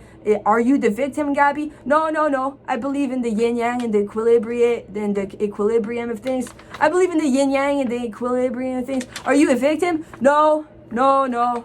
No, don't let yourself be a victim. You know, this video uplifts me, and it was just interesting to know it could have still haunted me through sometimes I believe that we're able to go see each other's lives through each other's eyes. So I believe that my ancestors or my parents could have somehow been capacitated of going to see my souvenirs through my eyes. It feels like my ancestors, people from heaven, or capacitated of seeing my souvenirs through my very own eyes, as if heaven is circulating my past. Heaven might not be perfect, but once we all die, we all want to find peace together in heaven. And what heaven does is they go see your life through your eyes. So whatever happened to you in this lifetime in your past, people from heaven, ghosts in heaven, they want to go see those things. It doesn't mean that all of the ghosts in heaven are comfortable with what has happened to you. So we might be capacitated of seeing through each other's eyes. Ultimately, we might be capacitated of seeing through each other's eyes.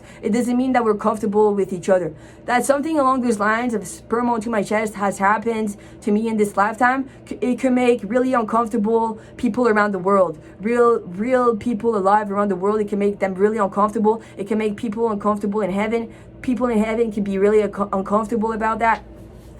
And yeah, so it counts that there could be a form of discomfort about things along those lines all the way in heaven. And it takes the time it takes sometimes for people to get comfortable with one another. And I'm sure that sooner or later we end up getting comfortable with each other because we're more happy to be comfortable with each other. Okay, a bit of smoothie for me now.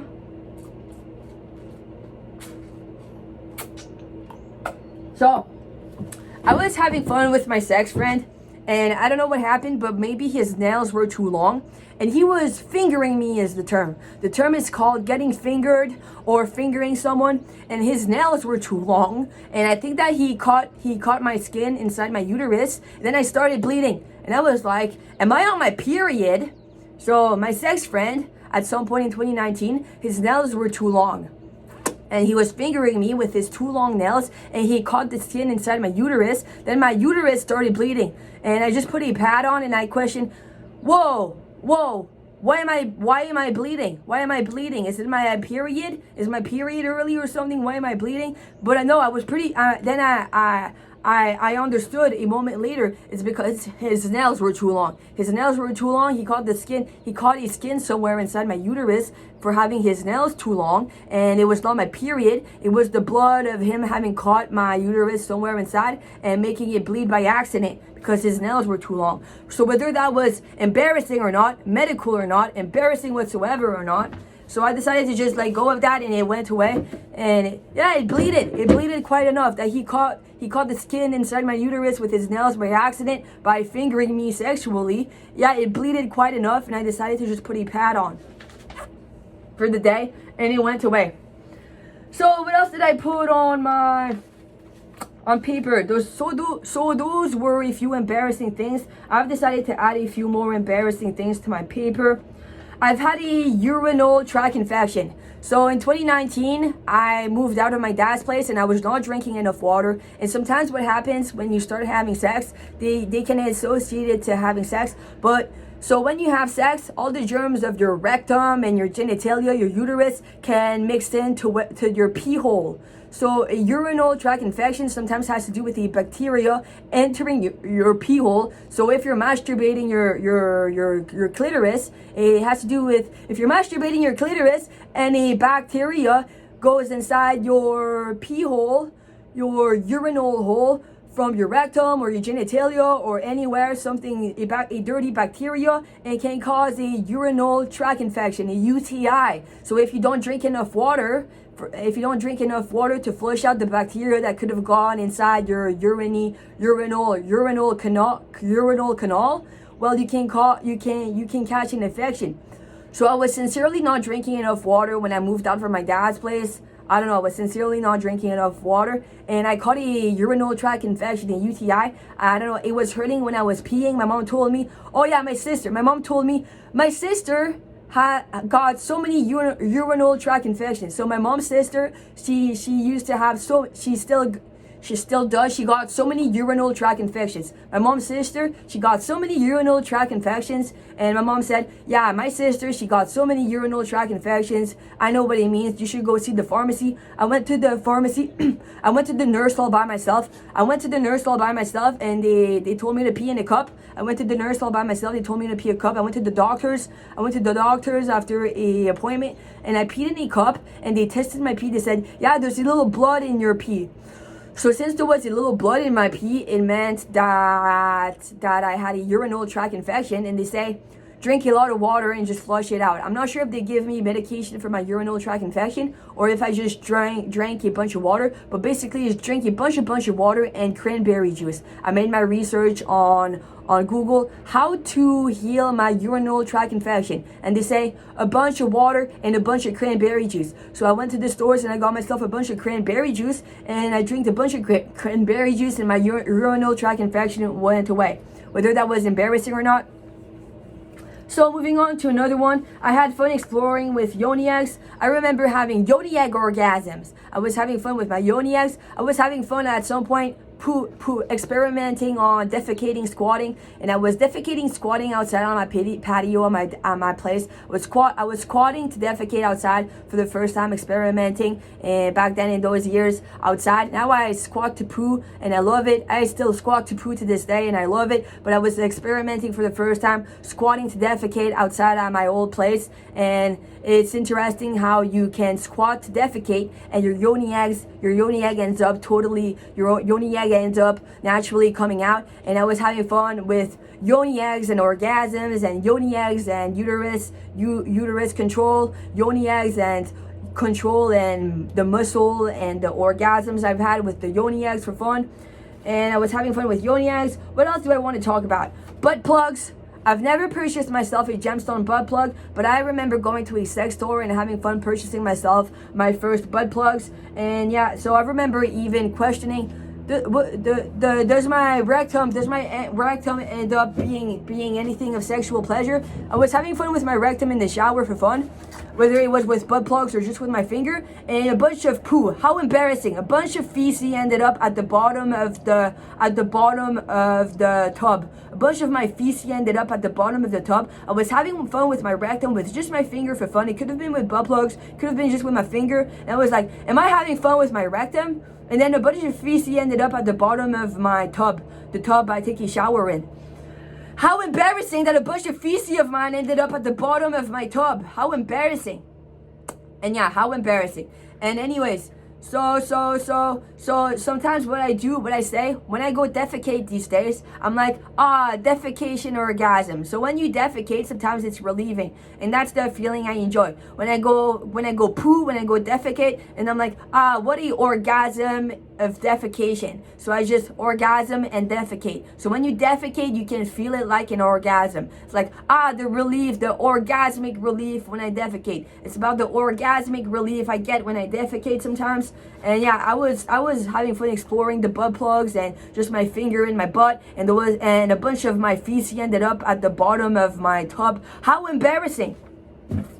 What else did I have fun with? I remember going to a sex store back then and purchasing myself a dildo. I went to a sex store back then 6 years ago, and I got myself a dildo, and I put the dildo on the wall. Just to throw it away. I threw the dildo away in the garbage, but back then I put it on the wall, and you can have fun with the dildo on the wall. Instead of having the dildo go, this is the dildo, this is your uterus. Instead of having the dildo using your hand inside your uterus,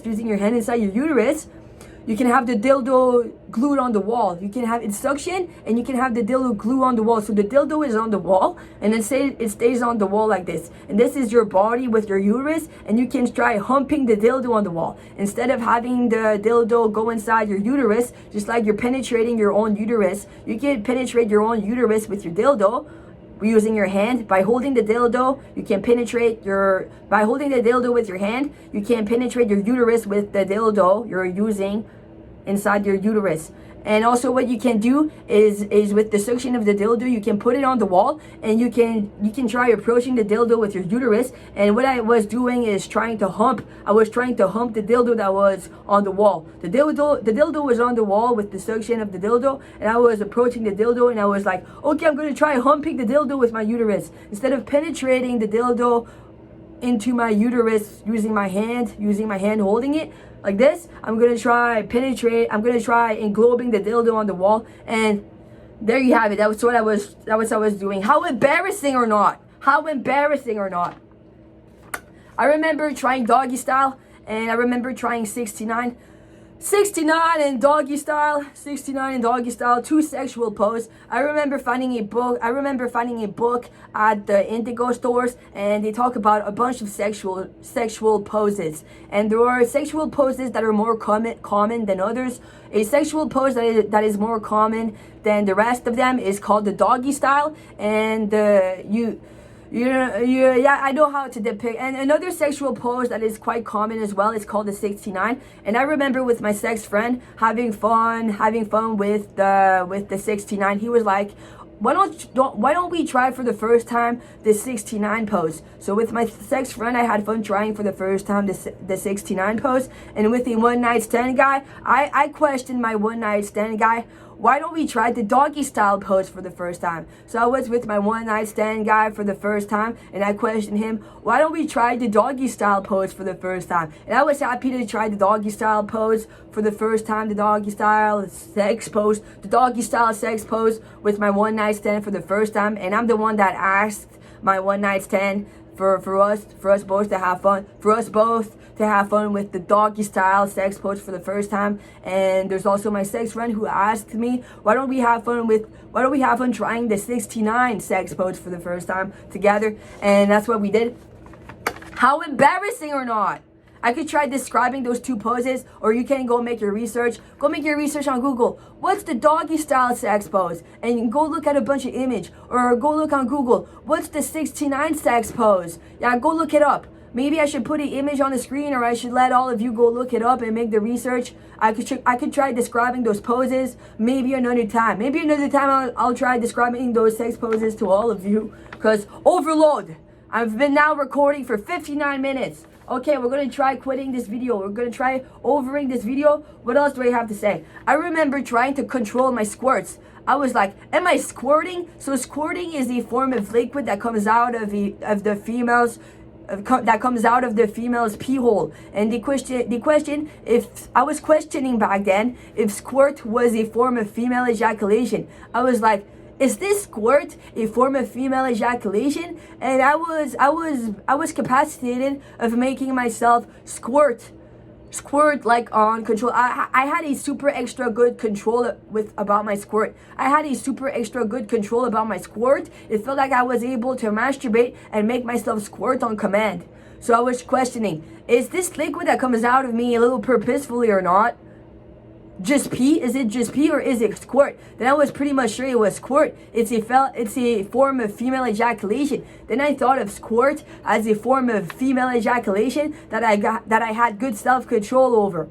So how embarrassing or not that I had a form of good self-control over my female ejaculation, which is called squirt. So what else do I have to say to all of you? I think that I've been through pretty much everything that I had to say today. I'm gonna double check my paper. And yeah, I think that's pretty much it. That's pretty much it. So thank you for watching, everyone. This has been Gabrielle M, Côté, the Sphinx, Gabbie Floyd, Gabbie 707 on this beautiful day of June 21st, 2025. I'm about to sing on a song. I'm gonna over this video. I'm gonna drink my smoothie. I'm gonna drink the rest of my smoothie before it's rotten. I'm gonna drink the rest of my smoothie before it's rotten, and then I'm gonna be singing a song with all of you. And we're gonna head to the park on my longboard with my basketball. We're gonna play basketball, do a few lunges, a few squats, and a few sprints, the pull-up bar, and that's gonna be about it for today. Thank you for watching. Peace and love and rock and roll. These were a few embarrassing things. I'm not sure how many embarrassing things, but I can write them down. I can write it down at the bottom. First embarrassing things. Second, 3, 4, 5 things. Maybe there were 10 embarrassing things that I've said today with all of you. Thank you for watching. Peace. Goodbye. Yo, how is it going, everybody? Today we are June 21st, 2025. My name is Gabrielle M, Côté, the Sphinx, Gabbie Floyd, Gabbie 707. Here I am with all of you, about to be singing a song. It's time for singing a song with Gabbie Floyd. Rock and roll. Peace and love and rock and roll. So I'm going to be sitting over here with my laptop, lyrics on the screen. We're going to be singing on Love You Like a Love Song. Love You Like a Love Song by Selena Gomez, and I'm the interpreter, Gabbie Floyd. So let me get comfortable over here. How should I be sitting over here? I'm gonna be sitting comfortable. We're gonna be sitting like this. I'm gonna be sitting like this. How do we sit down? Get comfortable. I got my computer, lyrics on the screen. Why don't you all sing with me? Let's go. It's time for Love You Like a Love Song by Selena Gomez and myself, the interpreter, Gabbie Floyd. No sound, just the sound of my beautiful voice. No sound of the music, no sound of this copyrighted music, just the sound of my beautiful voice. Let's get going.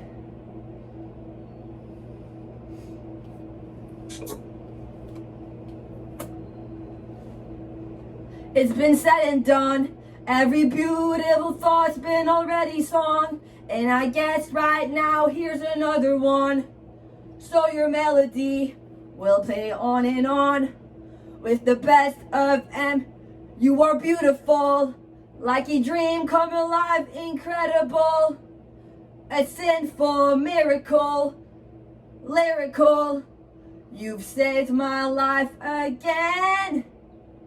And I want you to know, baby, I love you like a love song, baby. I love you like a love song, baby. I love you like a love song, baby. And I keep hitting repeat. I love you like a love song, baby. I love you like a love song, baby. I love you like a love song, baby. And I keep hitting repeat. Woo! Let's go crazy. Constantly, boy, you play through my mind like a symphony. There's no way to describe what you do to me. You just do to me what you do. And it feels like I've been rescued. I've been set free.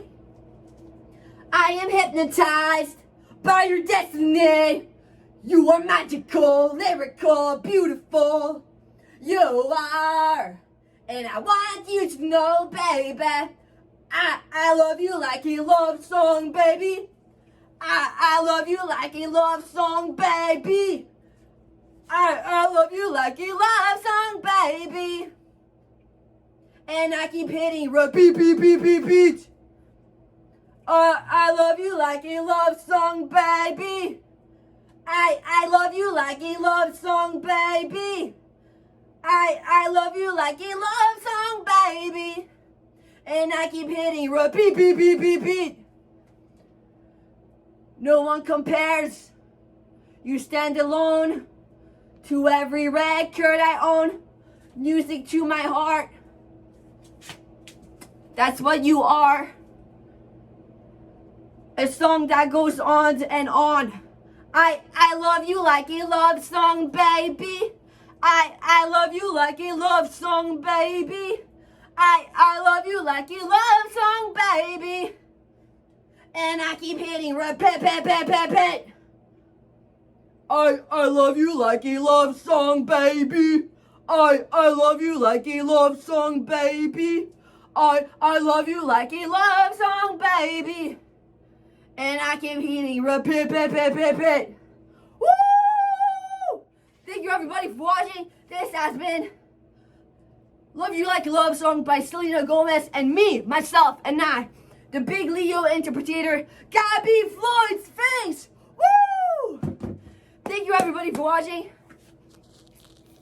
Have a beautiful day. Peace and love and rock and roll. Yo, yo, yo. How is it going, everybody?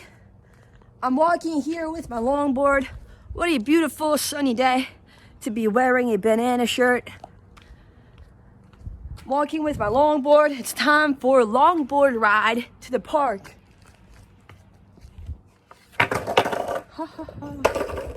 Let's go. Let's go, everyone. Let's go, everybody. We are going to the park. Let's go, everybody. I have 18% left on my phone. We're gonna try making this quick enough just so my phone doesn't run out of battery. We're gonna try to be quick enough at the park just so my phone doesn't die. The battery of my phone is low. We're going to the park. I'm here with my longboard. We're going to the park.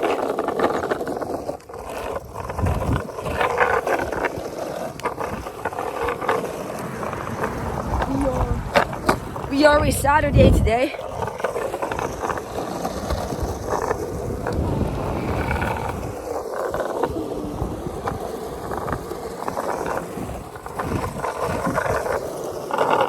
I'm here with my beautiful pink and green basketball.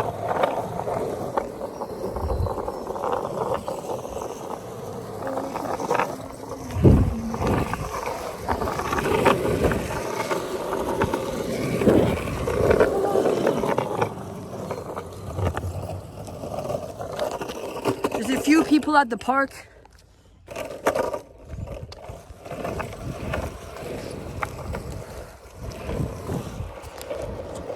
At the park we are.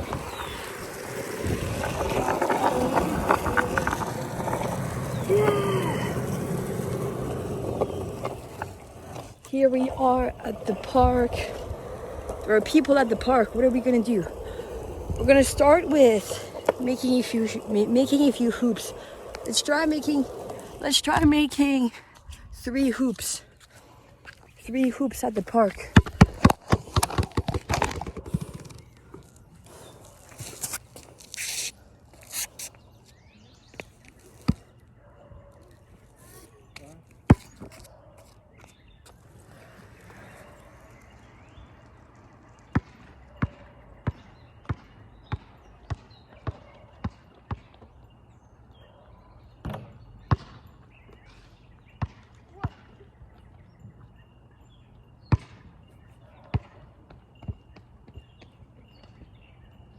Space behind.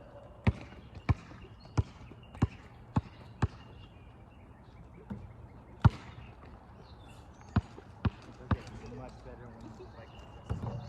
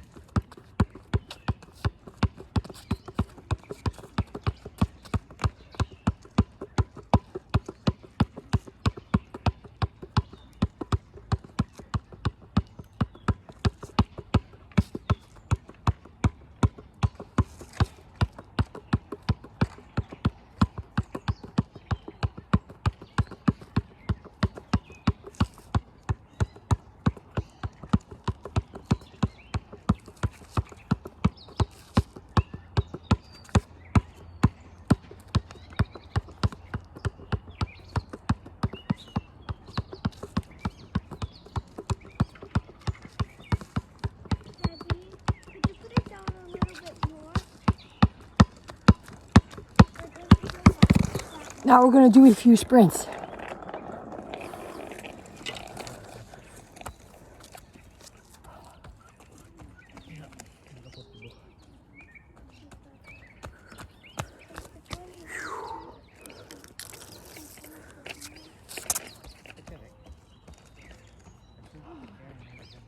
I mean, I want.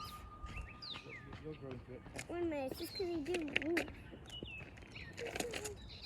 Alright, let's go. Let's do something else now.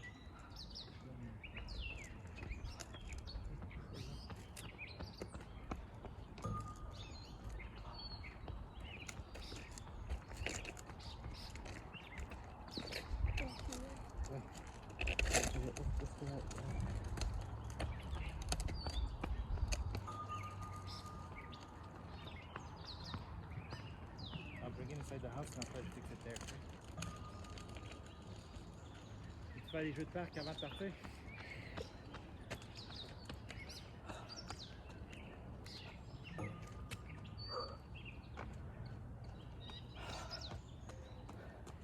Now we're gonna do a few lunges.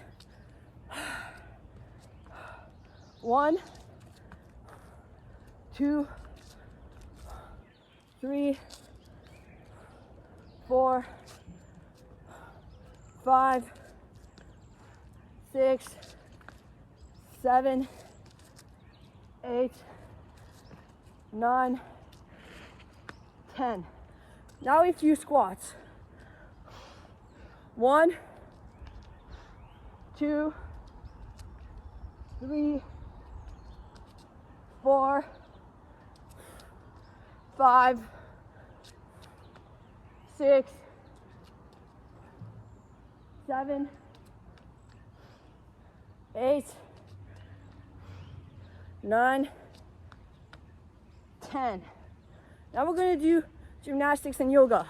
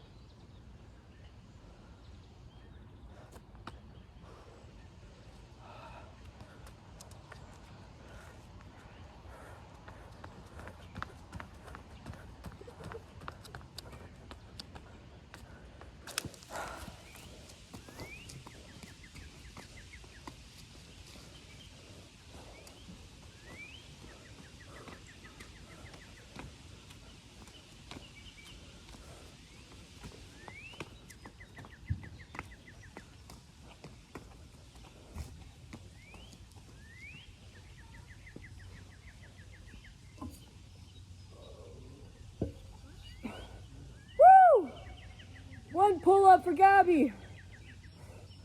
One beautiful pull up on this beautiful day of June 21st, 2025 with Gabbie Floyd, Gabrielle M, Côté, the Sphinx, Gabbie 707.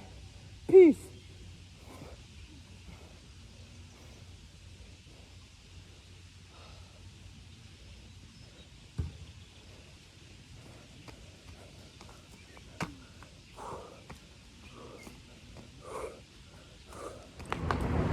Yo, yo, yo, how's it going, everybody? My name is Gabrielle M, Côté, the Sphinx, Gabbie Floyd, Gabbie 707. Here I am in downtown Ottawa. I'm about to head to my second dancing class. I'm about to head to my second dancing class. I've registered myself for a total of 4 dancing class in a dancing studio in downtown Ottawa. So I'm in downtown Ottawa, about to head to my second dancing class out of the 4 class I'm registered for, and I wanted to continue talking about the taboo subject I was approaching yesterday. So yesterday I made a video, an hour-long video on working out, but not only was the video about working out, June Working Out 2025, I've also recorded for one hour a How I Won My Sexuality video. So I would call it officially How I Won My Sexuality number 3, and it was specialized on embarrassing things that has happened to me when I was younger, 6 years ago.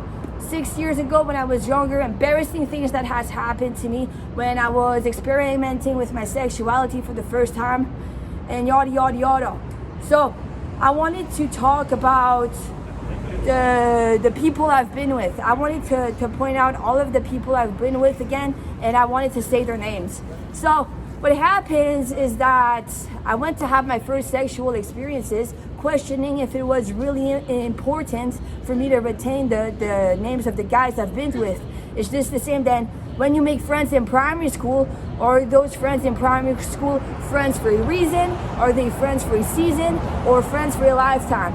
You could have seen your friends in primary school as friends for a reason because we're in school, and when we're in school we want to have friends in school, and we're happy to be friends to each other in school because we're in school, and we're friends for a season. We're friends to each other at the time of the school year, for example. We could have also been friends for a lifetime. The friends you make in primary school could be friends with you for the rest of your lifetime. You could want to have friends when you go to work. When you go to your working place, you could want to have friends at your working place. They could be friends for a reason. Those friends, your co-workers could be friends for a reason, friends for the season of your shift, because you want to keep people friendly around you. Life is much more easy when you put people on your side and you let them be friends.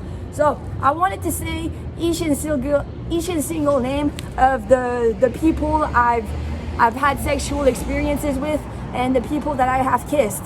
So we're just gonna get to it. So who was the girl that you kissed when you had your truther there in primary school in the tent in your dad's backyard? Her name was Daphne. She was the girl that I was dared to kiss. She was dared to kiss me and I was there to kiss her. It was a truther there, and one of us was dared to kiss the other girl. So that was the dare, and her name was Daphne. Who else? Who was the girl that made out with you when you were drunk? When I was drunk in 5th grade of the Quebec system, so 5th grade of the Quebec system is the last grade of high school. It's like 11th grade, but it's the last grade of high school. So I was in 5th grade on the Quebec side, which is the last grade of high school, but it's the 11th grade, it's the 11th grade compatibility on the Ontario side, because Quebec and Ontario has two different systems. So I was in 5th grade, and her name is Claudel, and she's the girl that made out with me. She's the girl I got drunk with for the first time. I was having a sleepover at her place for a school project probably, and we ended up getting drunk. I ended up getting drunk for the first time in her bedroom, and she started making out with me as I was drunk for the very first time, and her name was Claudel. So at my high school prom, I kissed 3 guys. High school prom, I kissed 3 guys. One of them was named Geoffroy, and Geoffroy dated one of my boarding school 1 year younger friends. At my boarding school, I had 2 main friends. I had maybe 6 friends, 6 friends, but I had 2 main friends. And one of those 2 main friends, the guy that kissed me at the prom, was the guy that dated one of the 2 main friends, and his name was Geoffroy. Another guy that kissed me during high school prom party was named Matthias. And Matthias he dated Claudel. So he was no longer dating Claudel, or he hadn't dated Claudel just yet, but he kissed me one time during that prom night party. That prom night party, I got kissed by 3 guys during my prom night party. One of them was named Geoffroy. The other one of them was named Matthias. Geoffroy dated a girl I was friends with in my boarding school, a 1 year younger girl that I was friends with in my boarding school. The other guy was named Matthias, and he dated Claudel. And the other guy was named Andrew Oxley. And that guy that kissed me, we had a sexual experience together. So I had a sexual experience. That was my first sexual experience. And his name was Andrew Oxley. Who's the guy you've had your first sexual experience with, Gabrielle? His name was Andrew Oxley. And basically, we were both making out. He was making out on my face. He had more experience making out on my face. He was more soft. I saw myself as more of a jock, as more of a strong jock, and he was more scrawny and soft, and he was kissing my cheek. I was too straightforward. Like, my lips kissed your lips, and that's it. So I was surprised when he started kissing my face, because I was very straightforward. I was like, my lips kissed your lips, straightforward. And I was surprised because Andrew Oxley started kissing my cheek, and he started kissing besides my mouth. And I was like, whoa, so we don't just go from mouth to mouth, like straightforward mouth to mouth. No, you can be more creative, artistic. You can be more soft, and you can kiss the other person's cheek and besides the other person's mouth. And that's what Andrew Oxley ended up doing. And yeah, we had our first sexual experience together, and we touched each other's genitalia, and we did touch each other's genitalia.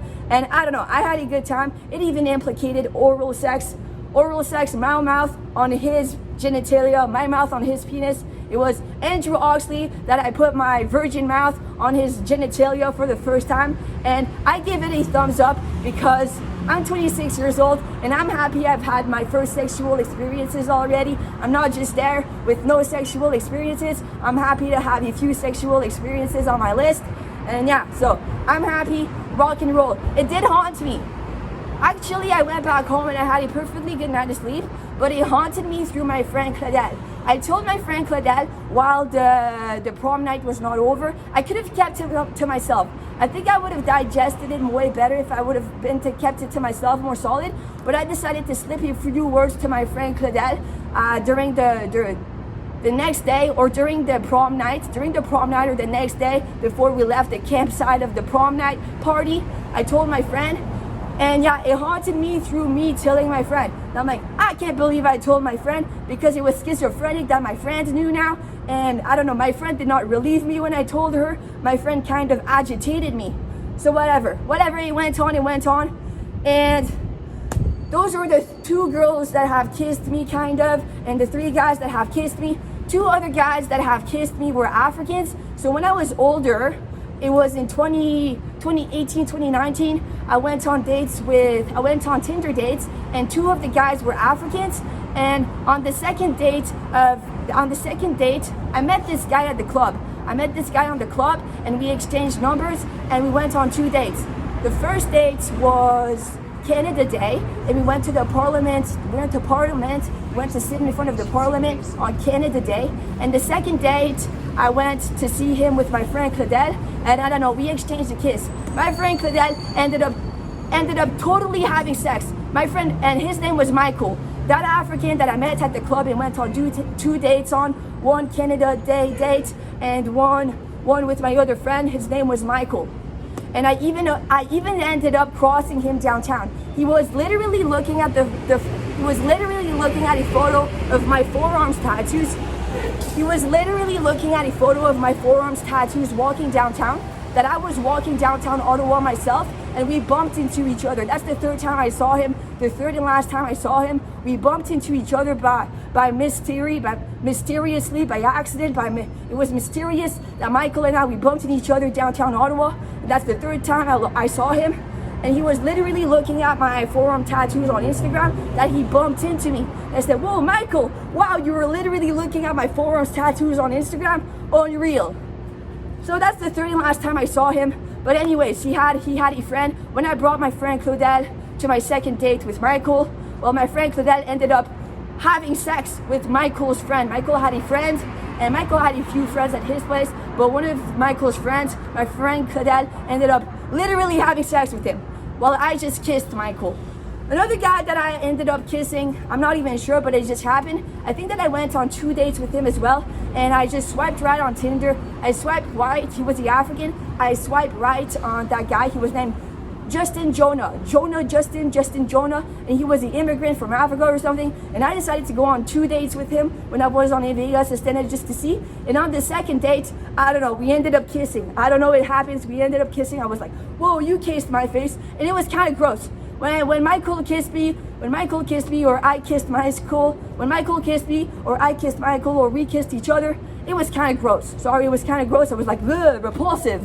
And when Justin Jonah kissed me, and I kind of kissed him, not really, kind of, yes I did, or who cares? It was kind of gross. But I was like, okay, good to know. I'm done with this. We're good. I'm happy to have experience. I was happy to have experience, and I still am. And I'm just moving on about my day. I'm 26 years old. Those experiences were from 6, 7, 8 years ago.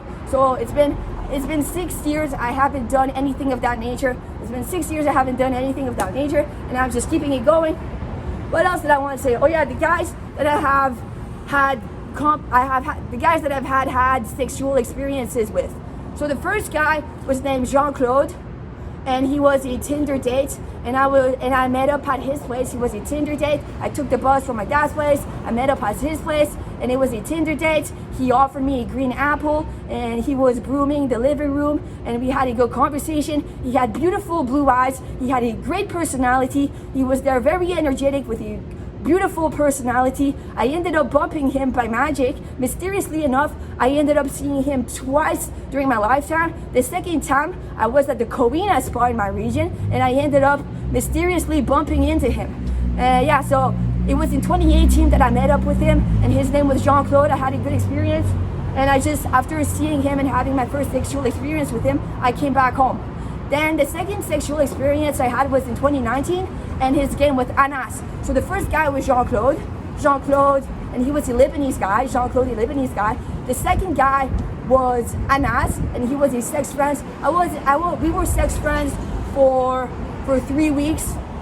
I would have said 2 months, but I would keep it to 3 weeks, 1 month and 1 week, or was it just 3 weeks? And anyways, he was always on his bicycle. I had just moved out of my dad's place into my new apartment in Hall. I had a job at the Ottawa General Hospital. I was going to the Audio Recording Academy College to study to pass a 1-year program.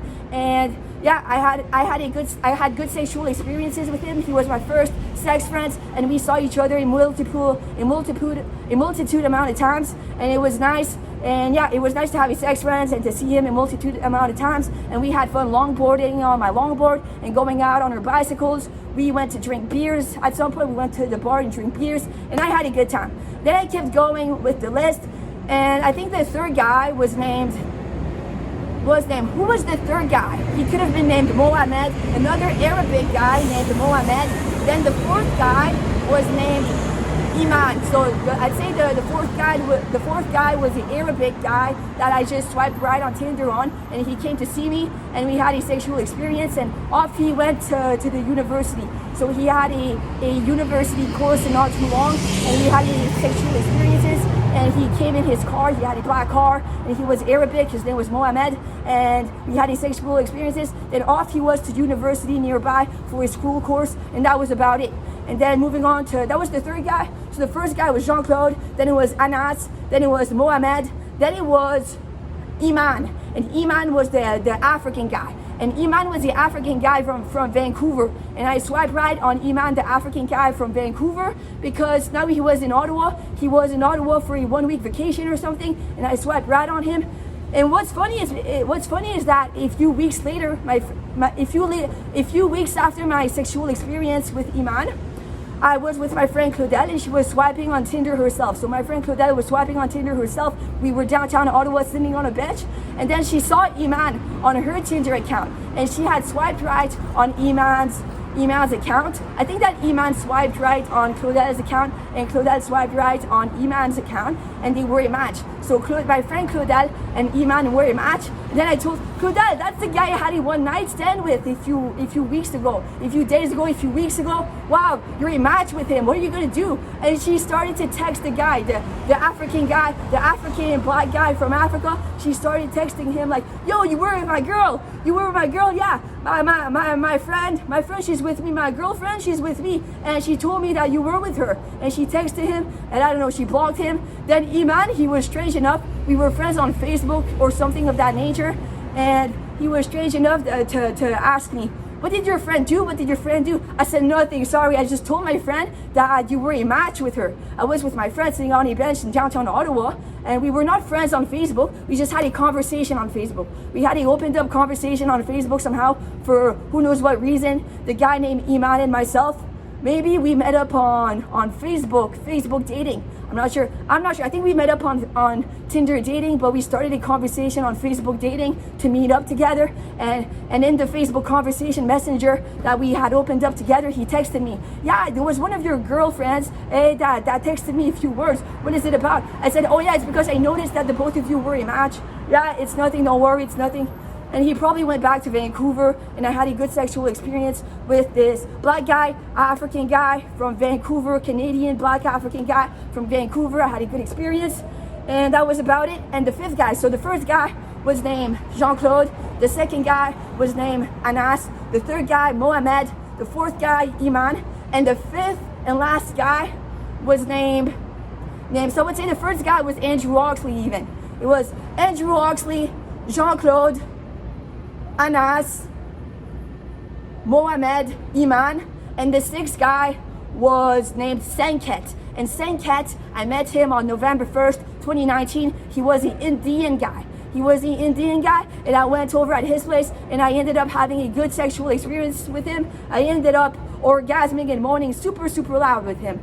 And that was the last sexual experience I've had since 2019. Then the whole wide world got sick. It was COVID-19. Everybody got sick. I got my nipples pierced. after my Sanket Indian guy experience. I got my nipples pierced and the whole wide world got sick and everybody caught COVID-19. And I started working out and I became a vegan. I became a vegan in November 2020 and I worked out and I lost so much weight and I got strong and I'm gonna head out right now to a dancing class. I'm heading out. So thank you everybody for watching. This has been Gabrielle M, Côté, the Sphinx, Gabbie Floyd, Gabbie 707. Thank you everybody for watching. Peace and love and rock and roll. I'm about to head to my second dancing class. Thank you.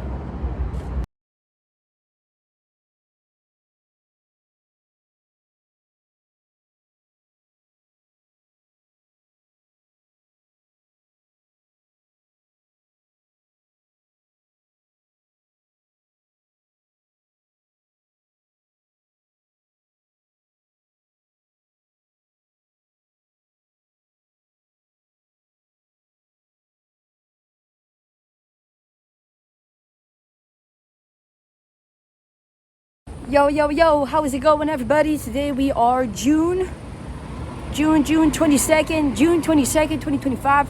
I have just completed my second dance class,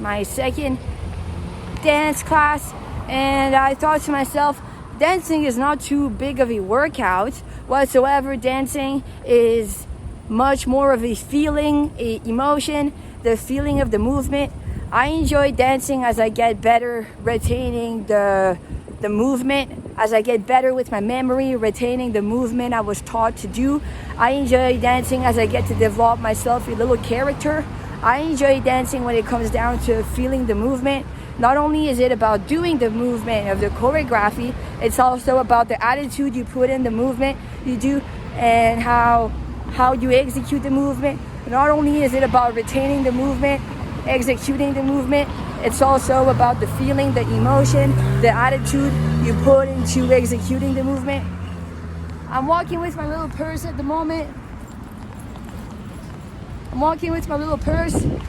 And I'm wearing a Vans long sleeve shirt, some furoshiki barefoot shoes, some army gray leggings, a Vans hat, rainbow gloves, heart-shaped sunglasses, and I'm going to take the bus to go back home. Once I'm back home, I'm gonna eat lunch/dinner. I'm gonna make myself a pizza and eat. Yeah, so I had a good time today. We were less sitting on our butts. Last class, we were pretty much sitting on our butts the whole class. This class, we were more on our feet, and I had a good time talking about the emotion, the feeling, the sentiment, and the attitude I can develop executing the movements of the choreography, and the memory I could have, muscle memory. Any of you know about muscle memory? So as you do a movement over and over again with your body, as you do a physical movement, just like a choreography over and over again with your body, you get to retain the movement much more easy. That's what muscle memory is. So as I keep repeating the choreography, well, my subconscious body will end up memorizing the movements for me, and they become way more natural. When the choreography becomes way more natural because you've done it a few times, it's called muscle memory or something of that nature. So thank you for watching. This has been Gabrielle M, Côté, the Sphinx, Gabbie Floyd, Gabbie 707 on this beautiful day of June 22nd, 2025. Peace and love and rock and roll.